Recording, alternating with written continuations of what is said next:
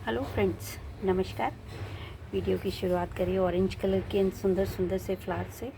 और आजकल ये टिकोमा ऑरेंज वाला मेरे पास बहुत अच्छे से फ्लावरिंग कर रहा है। पहले मैंने बहुत वेट की इसकी, लेकिन मेरे पास ये 2 प्लांट है, बट एक ही फ्लावरिंग करता है, दूसरे वाला पता नहीं क्या है, क्यों फ्लावरिंग नहीं कर रहा। दोनों का ट्रीटमेंट भी सेम है, बट ये देखिए बहुत अच्छे से ये तीसरी चौथी बार फ्लावरिंग पे है पूरा का पूरा ही प्लांट। और फूल झड़ जाते हैं, फिर मैं इनको पिंच कर देती हूँ, उसके बाद में फिर आने स्टार्ट हो जाते हैं। तो ये तो बहुत अच्छे से फ्लावरिंग कर रहा है। तो फ्रेंड्स, अच्छी फ्लावरिंग के लिए हमें पौधे को स्ट्रॉन्ग रखना भी ज़रूरी है। हेल्दी होगा पौधा तभी फ्लावरिंग करता है। तो इसके लिए हम बहुत सारी खाद, बहुत सारे फर्टिलाइज़र और बहुत सारी चीज़ें इस्तेमाल करते हैं गार्डन में, तब जाके फ्लावरिंग होती है। और इसी तरह फ्रूट प्लांट और वेजिटेबल प्लांट्स का है, न्यूट्रिएंट्स मिलते रहते हैं तो अच्छे से फ्रूटिंग और फ्लावरिंग करते हैं। तो जहाँ तक हो सके हमारी कोशिश रहती है कि हम ऑर्गेनिक चीज़ें ही अपने गार्डन में इस्तेमाल करें, और ये अच्छा भी रहता है। जब फ्रूट्स की बात आती है या वेजिटेबल्स की बात आती है तो ये बहुत ज़रूरी हो जाता है कि ऑर्गेनिक चीज़ों का ही इस्तेमाल हो।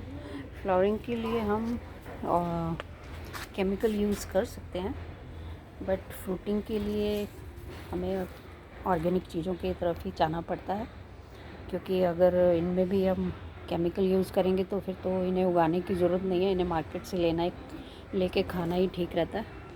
तो जब हम ऑर्गेनिक की तरफ जाते हैं तो ऑर्गेनिक के लिए हमें इस तरह की ही चीज़ों का इस्तेमाल करना है, जिससे कि प्लांट्स हमारे ख़राब ना हों, और दूसरा हमें ऑर्गेनिक चीज़ें मिले जो हमारे शरीर को, हमारी हेल्थ के लिए अच्छे हों।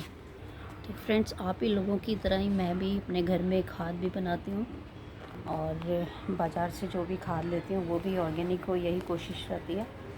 तो हमारे किचन में बहुत सारी ऐसी चीज़ें हैं जिनको हम इस्तेमाल करके अपने गार्डन में खाद के रूप में इस्तेमाल कर सकते हैं। तो फ्रेंड्स, हमारे पौधों की सेहत का राज हमारी किचन में ही मौजूद होता है। और इस तरह से मैं पॉलीथीन में इकट्ठा करके सारे ये वेजिटेबल्स और फ्रूट्स के पील्स इस तरह इकट्ठे करके, और मैं कंपोस्ट बिन बना रखा है उसमें डाल देती हूँ। और कंपोस्ट मेरे पास हमेशा ही 12 महीने बनती रहती है। ये अंडे के छिलके होते हैं, तो इनको भी हम बहुत अच्छे से इस्तेमाल कर सकते हैं, और इन्हीं के बारे में आज मैं बात करूँगी। ये है चाय। जब हम घर में चाय पीते हैं तो इस तरह से चाय की पत्ती हम वेस्ट डस्टबिन में डालने के बजाय अगर इसको पौधों में यूज़ करें तो ये बहुत ही अच्छा फर्टिलाइज़र है। इसको 3-4 बार अगर पानी में धो लेते हैं, उसके बाद छाननी में छान के इसको सुखा लें, तो ये बहुत अच्छा फर्टिलाइज़र है। तो इसी तरह से बहुत सारे फर्टिलाइज़र हम घर में ही बना सकते हैं, और बाज़ार से लेने की ज़रूरत भी नहीं होगी अगर हम डेली बेस पे इसको अपने गार्डन में यूज़ करें। तो हम लोग जो इसको डस्टबिन में फेंक देते हैं और म्यूनिसिपैलिटी की गाड़ी ले जाती है, तो वो लोग भी आजकल जिस तरह से खाद बना रहे हैं, मैंने प्लांट भी देखा है उनका, तो वहाँ पर मशीनों से इन्हें बारीक बारीक काटा जाता है और इसकी खाद बनाई जाती है और फिर इसको सुखाया जाता है, और यही खाद फिर बोरियों में भर के मार्केट में आती है, और गवर्नमेंट के जितने पार्क्स वगैरह हैं इनमें भी डाली जाती है।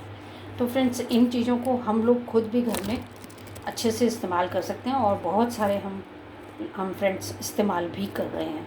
तो आज की वीडियो में मैं बताऊंगी कि अंडे के छिलके को बजाय कूड़े में फेंकने के और किस तरह से हम अपने गार्डन में इस्तेमाल कर सकते हैं, और भी इसके बहुत सारे यूजेस हैं, और भी किस किस चीज़ में हम अंडे के छिलके को इस्तेमाल कर सकते हैं। तो फ्रेंड्स, मैं बात कर रही हूँ मुर्गी के अंडों की। मोस्टली सभी घरों में ये खाए जाते हैं, चाहे कोई वेजिटेरियन है या कोई नॉन वेजिटेरियन, क्योंकि इनको भी नॉन वेज में नहीं काउंट करते हैं, तो करीब करीब सभी के घरों में मिलते हैं। तो खाने के बाद में हम इन्हें डस्टबिन में फेंक देते हैं, तो डस्टबिन में फेंकने के बजाय इनको इस तरह से या तो हाथ से ही क्रश करके और अपने गमले में प्लांट के चारों तरफ डाल दें, और या फिर इस तरह से पाउडर बना लें, सुखा के अंडों को थोड़ा धूप ज़रूर लगा लें, और इस तरह से पाउडर बना लें, और पाउडर फॉर्म में मैं आपको डाल के दिखाती हूँ किस तरह से इसको यूज़ करना है। ये देखिए, मैं अपने गमलों में अक्सर इसी तरह से क्रश करके इनको डाल देती हूँ, और मेरे गमलों में इसी तरह से आपको मिलेंगे ये मिट्टी में डले हुए। और जब हम इसको क्रश कर लेते हैं, मिक्सी में पीस लेते हैं बारीक, तो और अच्छा रहता है, मिट्टी में आसानी से ये मिक्स हो जाते हैं। ये देखिए इस तरह से, जड़ से थोड़ा दूरी पे गमले में चारों तरफ डाल दें, तो इसको डीकम्पोज होने में भी ज़्यादा टाइम नहीं लगेगा और जो न्यूट्रिएंट्स इसको मिलने हैं पौधे को वो जल्दी मिलेंगे। तो और फ्रेंड्स, मेरे घर में तो बहुत अंडे खाए जाते हैं। तो होता क्या है कि मैं या तो इस तरह से जब कंपोस्ट बिन के लिए ये कूड़ा इकट्ठा करती हूँ तो इसमें डाल देती हूँ और ये बिन में चले जाते हैं, या फिर मैं क्रश करके जैसे आपको दिखाया था अभी ऐसे करके मिट्टी के ऊपर डाल देती हूँ। तो धीरे धीरे ये, हालांकि बहुत दिन में डिकम्पोज होते हैं, और मैं जब एक्स्ट्रा हो जाते हैं बहुत ज़्यादा, क्योंकि बहुत ज़्यादा खाए जाते हैं, तो इस तरह से पॉलीथीन में भर के गार्डन में डाल देती हूँ।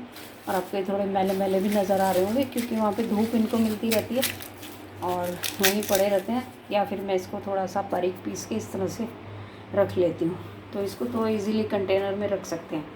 पहले अंडों को सुखाना बड़ा ज़रूरी है, या फिर अगर आप नहीं सुखा पा रहे हैं तो अंडों को माइक्रोवेव में 1 मिनट के लिए गर्म कर लीजिए, या 1 मिनट से भी कम में ये बिल्कुल सूख जाते हैं। और इससे पहले इनको वॉश करना बड़ा ज़रूरी है, तो वॉश करके ही इसको धूप में सुखा लें या माइक्रोवेव में सुखा लें।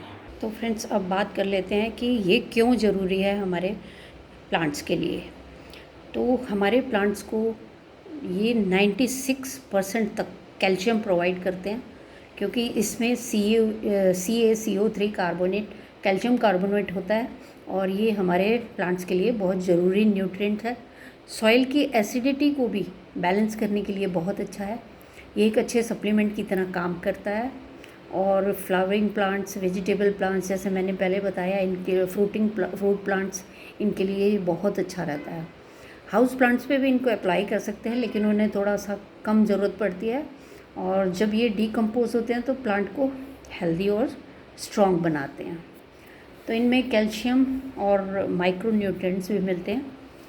तो बहुत सारे माइक्रो न्यूट्रिएंट्स जैसे आयरन है, फॉस्फोरस है और पोटेशियम है, ये भी बहुत पाया जाता है, और आयरन की मात्रा भी होती है इसमें, और बहुत कम मात्रा में इसमें सोडियम होता है, जो कि पौधे को कोई नुकसान नहीं करता, और ये रूट्स को डेवलप करने के लिए बहुत अच्छा है। अब इसको यूज़ कैसे करना है ये मैं आपको पहले ही बता चुकी हूँ। क्रश करके डाल सकते हैं इसे, इस तरह पाउडर बना के डाल सकते हैं। पाउडर को जब आप फर्टिलाइज़ कर रहे हैं पौधे को, कंपोस्ट के साथ मिलाकर डाल सकते हैं 1 या 2 चम्मच के करीब, और चाहें तो कंपोस्ट बिन में इसको डाल सकते हैं। तो धीरे धीरे डीकम्पोज हो जाता है, हालांकि इसको डीकम्पोज होने में 1-2 साल लग जाते हैं। जब भी आप देखेंगे आप अब घर की कंपोस्ट यूज़ कर रहे हैं तो उसमें अंडे के छिलके अलग से दिखाई देते हैं, क्योंकि इन्हें डीकम्पोज होने में काफ़ी टाइम लगता है। लेकिन जब हम पाउडर फॉर्म में डालते हैं तो ये बहुत जल्दी हमारे प्लांट्स को न्यूट्रिएंट्स प्रोवाइड करते हैं। हम चाहें तो ब्राउन एगशेल्स भी यूज़ कर सकते हैं और वाइट भी यूज़ कर सकते हैं। ब्राउन में और ज़्यादा न्यूट्रिएंट्स मिलते हैं, लेकिन वो थोड़े कॉस्टली होते हैं, तो अक्सर घरों में वाइट वाला ही खाया जाता है। एगशेल्स का पाउडर डालने से या क्रश करके डालने से जो सॉइल में पैदा होने वाले कीड़े हैं उनसे भी हमारे प्लांट्स का बचाव हो जाता है। और अगर वैसे यूज़ करना चाहें तो हम बिना इसको क्रश किए या पाउडर बनाए इन एग शेल्स में हम हाफ डिवाइड हो जाते हैं, तो उनमें सीडलिंग्स ग्रो कर सकते हैं। और ये जो हमारे चिकन्स होते हैं, छोटे छोटे बच्चे होते हैं मुर्गी के, उनको खाने के काम में भी आता है। ये उनकी ये डाइट होती है। उनको हम अगर इसको चूरा करके बिल्कुल इसी तरह क्रश करके अगर उनको खाने में देते हैं तो उनके लिए ये अच्छा एक हेल्दी फूड रहता है। तो इस तरह से चिकन्स को फीड करने के लिए भी बहुत अच्छा रहता है। इसका पाउडर बनाकर हम चॉक के रूप में इसको बना सकते हैं, और किसी भी तरह से जिस तरह से चॉक को तोड़ के हम मिट्टी में दबा देते हैं, इस तरह से भी इसको हम यूज़ कर सकते हैं। इसके हम कैंडल होल्डर्स बना सकते हैं और मिनी वास बना सकते हैं। किसी भी तरह से बहुत सारे लोग बहुत सारी क्रिएटिविटी करते हैं, तो किसी भी तरह से हम इसको इस्तेमाल कर सकते हैं। और दूसरी बर्ड्स, चिकन्स के अलावा भी दूसरी बर्ड्स को भी फीड करने के लिए ये बहुत अच्छी ऑप्शन है। तो उनको भरपूर न्यूट्रिएंट्स इससे मिल जाते हैं।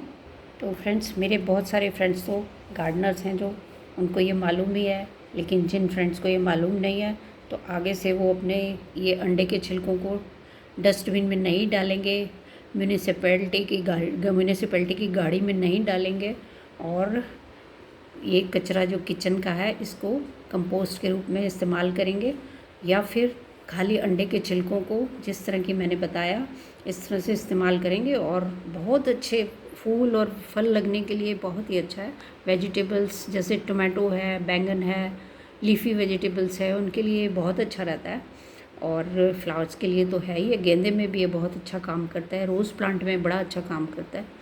तो इस तरह से अपने गार्डन में इस्तेमाल कर सकते हैं। जब हम एग्स को बॉईल करते हैं तो उसके पानी को भी अक्सर हम फेंक देते हैं, तो उसका पानी भी बहुत अच्छा, उसमें भी न्यूट्रिएंट्स इसके आ जाते हैं, तो उसको ठंडा करके हम अपने प्लांट्स में डायरेक्टली डाल सकते हैं। तो और अगर आप इसकी लिक्विड खाद बनाना चाहते हैं, जैसे आपने इसको पाउडर बना दिया, पाउडर को भी आप पानी में भिगो के रख सकते हैं और अगले दिन अपने प्लांट में डायरेक्टली डाल सकते हैं। तो किसी भी तरह से इस्तेमाल करें, लेकिन अपने इन अंडे के छिलकों को यूज़ करें, फेंकें नहीं। तो इसके यूज़ जान के आगे से आप भी अंडे का इस्तेमाल अपने गार्डन में करेंगे। इसी उम्मीद के साथ मिलते हैं नेक्स्ट वीडियो में, तब तक के लिए बाय।